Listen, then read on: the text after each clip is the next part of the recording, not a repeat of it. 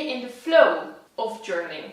Obviously. How do you stay in the flow for art journaling? Well, I can tell you how not to stay in the flow. Check your Facebook. Get distracted by watching Netflix. Instagram.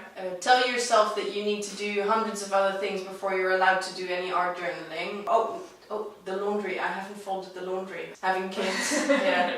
So I don't know if there's something I do when I am in the flow. It just happens. I don't think that's something I'm consciously doing. Yeah. I don't know, maybe it's different for you. I know when I'm tired, I don't journal a lot, and when I got a billion of things to do, I don't journal a lot. So it's really, I too know how to not stay in the flow. Yeah. So I think that that is something that we all juggle with. And also, I mean, to me, because my art journaling is often very personal, it's very much to do with my feelings and how I'm feeling and who I am, how I am.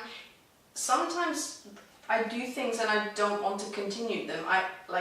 It's too uncomfortable to stay in the flow, and that's something that, I'm still learning about.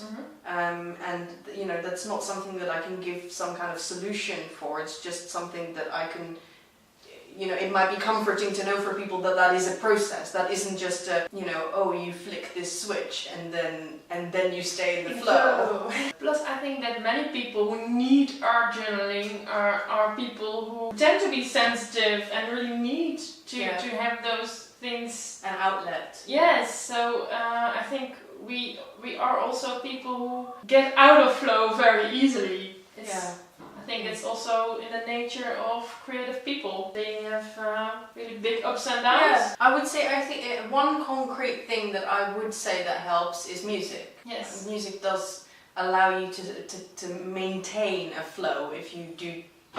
But to be very honest, it's very, very rare for me to actually be in the flow. That really nice feeling of I know exactly what I'm doing. I don't, I hardly ever get that, and yet I continue and I do it, but a lot of that is just telling myself, doesn't feel great, but I want to do this. I think that probably also it has to do with this myth of inspiration, that being inspired as an artist and that is necessary in order to create work. It's a lovely romantic idea, but it isn't actually true, because for a lot of artists, it's just doing it. What also really helps me is to clean my desk. Oh yeah, me too. Oh, I love before I start a session, tidying my desk. It puts you in the right frame of mind. Yeah. So I would clean my desk, put on music, have some tea or beer, have some paint water, and then I can really it feel in flow. It's kind of the way that you have a routine, like a bedtime routine. Everything leads up to getting you into the right frame of mind for doing that activity that comes at the end, but actually everything, all the steps that come beforehand are just as much part of it. A ritual. Yes, exactly, like a ritual. So you can choose your own ritual. You can build that around what you need. So to answer the question, it's maybe how do you stay in flow for art journaling? Creating a ritual for yourself, and don't really expect the flow to be there all the time. Yeah, and don't feel bad if it goes away or if it doesn't come, but know that you can create anyway. Yeah. So even if you don't feel like it, you just start creating something. Yeah. And then hopefully the flow will come. Yeah. Thank you so much for watching, and we'll see you again in the next video.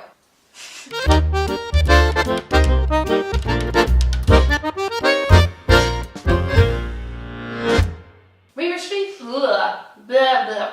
La. La la la la la. Oh, hello! Oh, hello, I didn't see you there!